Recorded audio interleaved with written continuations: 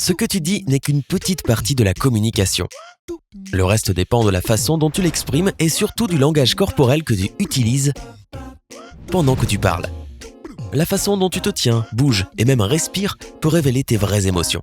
Heureusement, il existe 14 conseils efficaces pour améliorer ton langage corporel. Numéro 1. Joue au top modèle pour éviter les conflits.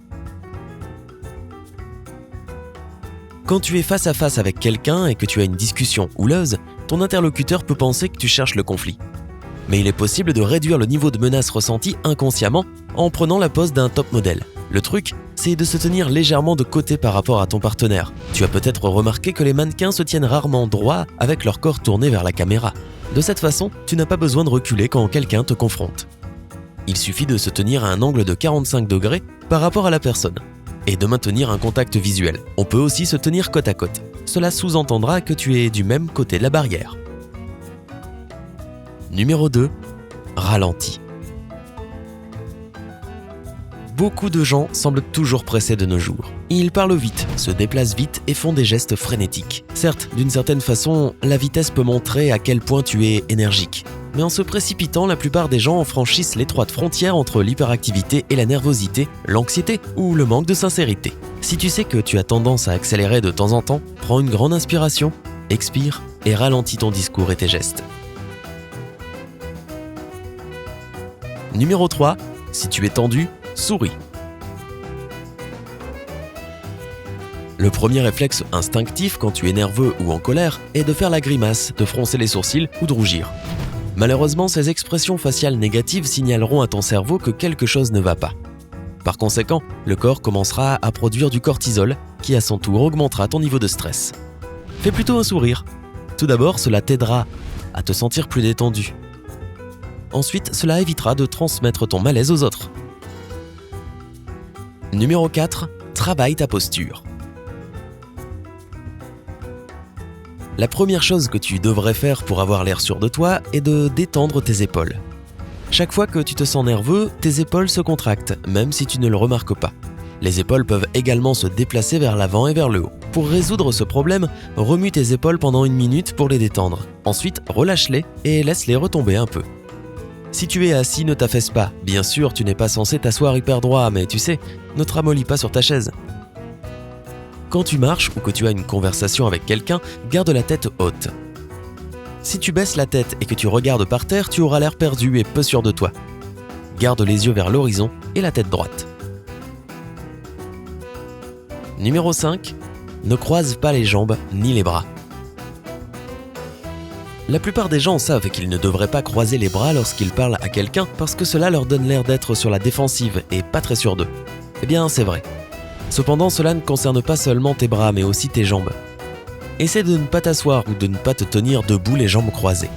En plus de cela, si tu fais un discours, essaye d'éliminer toute barrière physique entre toi et ton public. Une chaise, un ordinateur portable, un podium ou même un dossier avec tes notes peuvent être une barrière. Si tu gardes ces choses entre toi et tes auditeurs, ils auront plus de difficultés à connecter avec toi.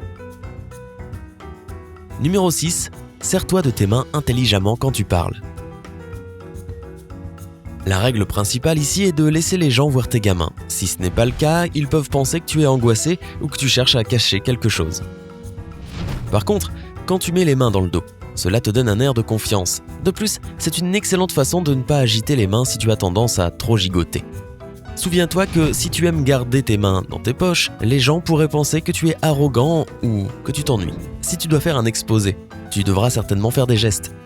Selon les spécialistes, les personnes qui utilisent leurs mains pendant une conversation semblent plus sûres d'elles aux yeux de leurs auditeurs. De plus, la plupart des gens associent inconsciemment les gestes complexes des mains à la pensée complexe. Il ne faut pas oublier non plus que si tu utilises trop tes mains, cela peut distraire tes auditeurs. Veille à ce que tes gestes soient contrôlés et à ce que tu ne te contentes pas d'agiter les mains. Numéro 7. Entraîne-toi à la technique du miroir. La technique du miroir consiste à copier la posture et les gestes de ton interlocuteur pour qu'il ressente une connexion avec toi. Tu peux reproduire le langage corporel, le ton de la voix et même la position du corps d'une personne. Le but principal n'est pas d'imiter quelqu'un, alors essaie de ne pas être trop évident. Le miroir doit être subtil pour créer une sorte de synergie. Il faut du temps pour maîtriser cette technique. mais le résultat en vaut la peine. Le miroir est l'une des méthodes les plus efficaces pour établir un rapport avec les autres. Numéro 8. Garde un contact visuel. Lorsque tu parles à quelqu'un, garde un contact visuel avec lui. Cela montrera à ton interlocuteur que tu l'écoutes. Mais ne laisse pas ce contact se transformer en un regard fixe. Tu serais gêné si quelqu'un te regardait non-stop droit dans les yeux, non ? A l'inverse, une personne qui évite tout contact visuel peut sembler peu sûre d'elle et timide. Numéro 9. Ne bouge pas dans tous les sens. Bouger dans tous les sens, taper des doigts contre un meuble ou un genou, ou remuer ta jambe te donnera l'air angoissé, nerveux et peu sûr de toi. Cela peut aussi distraire ou gêner les gens qui t'entourent. Si tu te surprends à gigoter, concentre-toi sur tes mouvements. Ralentis, respire profondément et essaie de te détendre. Numéro 10. Ne tiens pas ta boisson au niveau de la poitrine. Ceci fait référence à tout ce que tu tiens devant ton cœur, car l'objet dans ta main ressemblera à un bouclier, créant l'impression d'une personne fermée, distante et réservée. Il est préférable de garder tout ce que tu as dans les mains plus bas que la poitrine, par exemple au niveau de la taille. Numéro 11. Garde tes distances. Si tu as tendance à t'approcher trop près des gens pendant une conversation, essaie de changer cette habitude. En fait, personne n'aime les gens qui envahissent leur espace personnel. Ne pas garder ses distances est impoli et même un peu flippant. Numéro 12. Ne te touche pas le visage. Lorsque tu te touches le visage de façon répétée pendant une conversation, ton interlocuteur est alerté de ton anxiété. Ce geste te donne immédiatement l'air stressé. De plus, cela pourrait distraire d'autres personnes qui prennent part à la conversation. Numéro 13. Essaie de parler moins fort. Si tu as besoin de créer une image d'autorité, assure-toi que ta voix soit basse au début de la phrase, qu'elle monte légèrement au milieu de ta déclaration et qu'elle retombe à la fin de ton discours. Si ta voix s'élève à la fin de la phrase, tu donneras l'impression que tu cherches l'approbation ou que tu n'es pas certain de ce que tu dis. Numéro 14. Apprends à identifier le langage corporel des autres.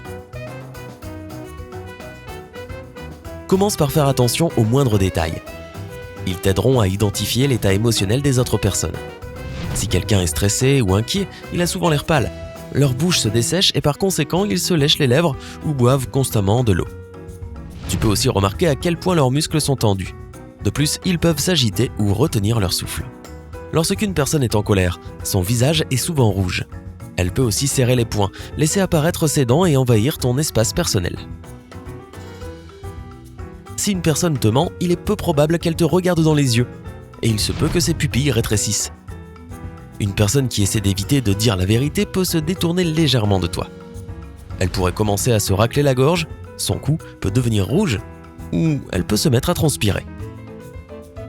Et toi, quelles astuces utilises-tu pour avoir l'air confiant ? Parle-nous de tes secrets dans les commentaires ci-dessous. N'oublie pas de liker cette vidéo, de la partager avec tes amis et de nous rejoindre du côté sympa de la vie.